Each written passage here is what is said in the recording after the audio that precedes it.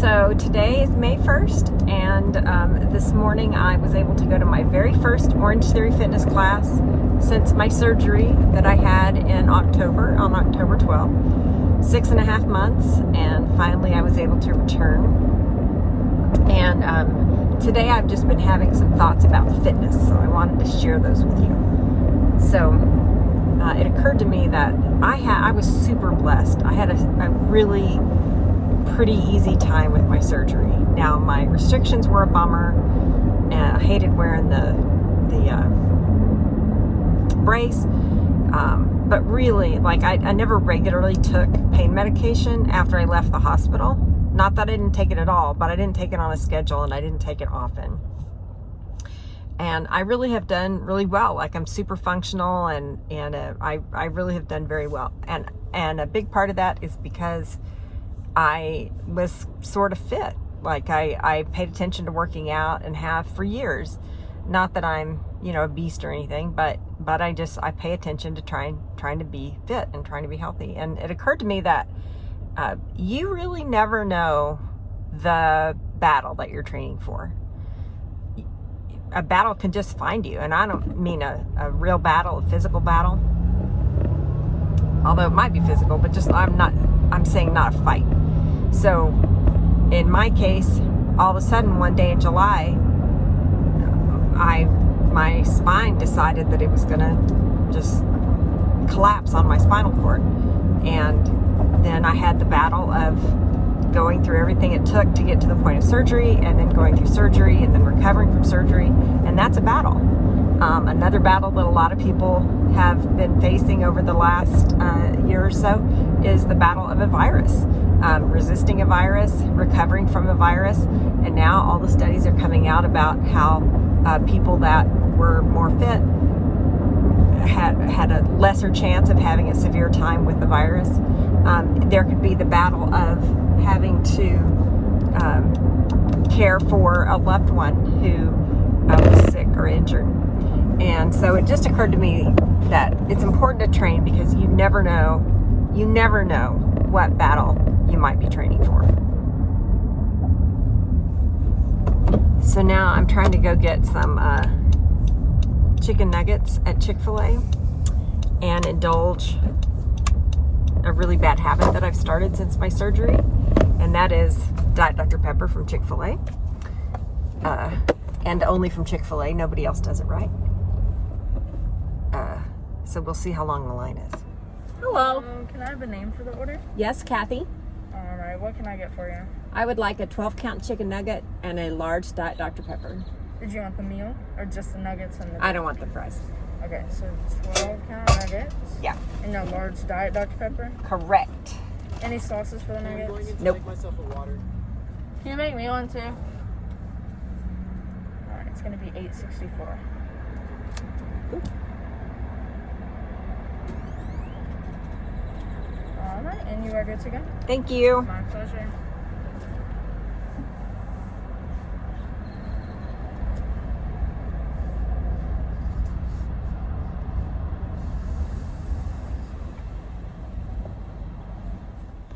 So last night I asked my husband and my son to go out to eat with me when I got home from work. And so we went and ate at a restaurant. And as we sat down, it occurred to me, and I said to my husband that this was the first meal that I had sat at a table and ate since Sunday before. So since 6 days ago, it's the first meal that I've sat at a table and ate.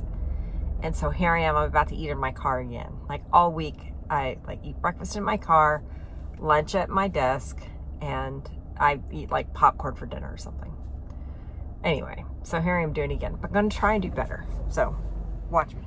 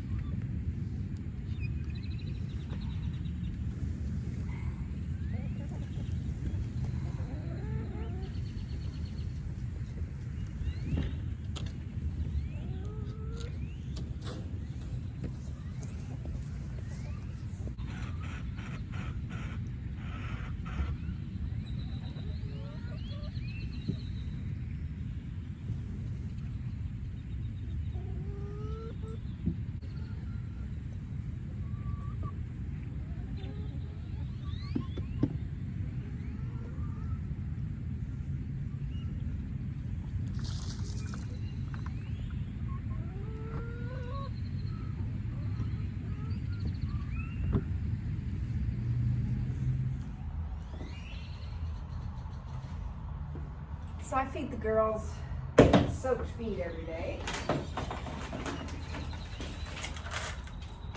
These are dried black soldier fly larvae. I don't have that all the time, but they really, really like it. And it's got lots of protein and lots of calcium, so I give it to them. Sometimes they throw a little bit on there. I figure since they are new, they're on new ground every day, that they have access to ground. This is just regular chicken feed that's soaked in water, and then I usually add garlic powder to it. It's kind of gross. People that help me with the chickens don't like to mess with it. I just keep a bucket of it going all the time.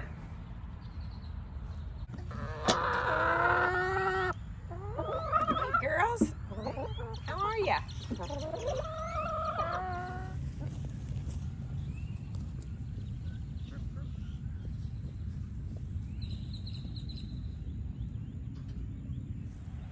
All right, while I'm here, I'm just going to check out the garden. This is the Pasture Garden.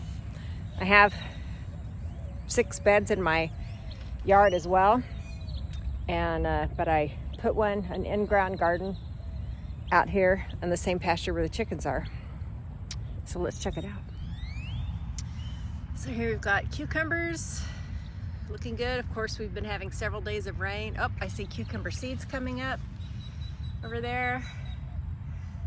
Looking good. Look, I even see some mushrooms. That's how you can tell it's been raining for so long.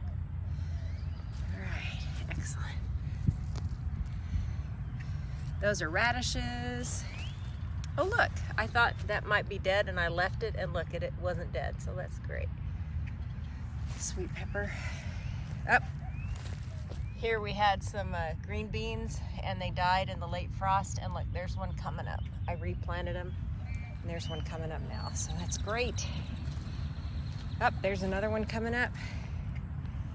Under here is zucchini. It's great.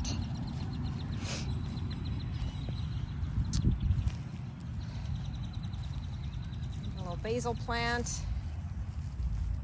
Here is planted cantaloupe.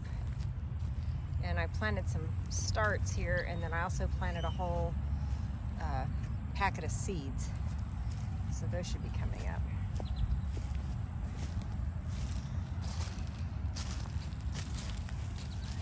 And here we've got all kinds of peppers.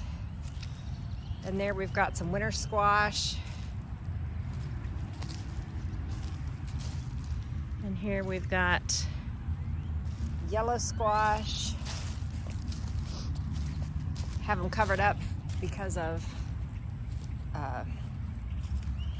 squash vine borers. Here we've got these tomatoes. These tomatoes have just struggled. I'm just learning about having an in-ground garden. The plants do differently out here than they do at my house. At my house, they're much, much bigger.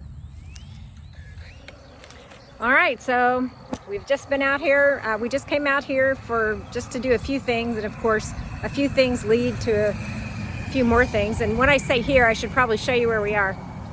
We're out here at the bee yard. Isn't that pretty? All right, so this is my friend Shannon. Hi, Shannon. I would not have my bees still if it weren't for her. All right, so today we just have these, what did I call them? Temporary hives? Temporary hives, Provisional yeah. hives? Yeah. Something, where we're trying to get an established queen. And we went to Texas Bee Supply today and we bought 2 queens. And so we just looked at all the provisional hives and figured out where we would put them. And we put them in some hives. We put some splits that were doing well and laying. We put them in boxes. And anyway, I'll just give you a quick little tour of the bee yard. All right.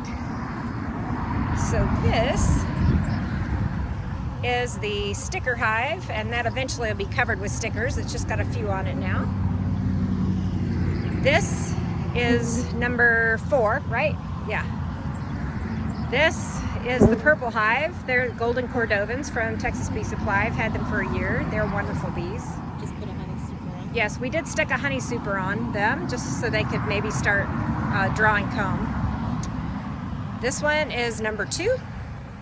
Nope, this one's Lavender Hive. We didn't do anything to them today. This is the flower hive.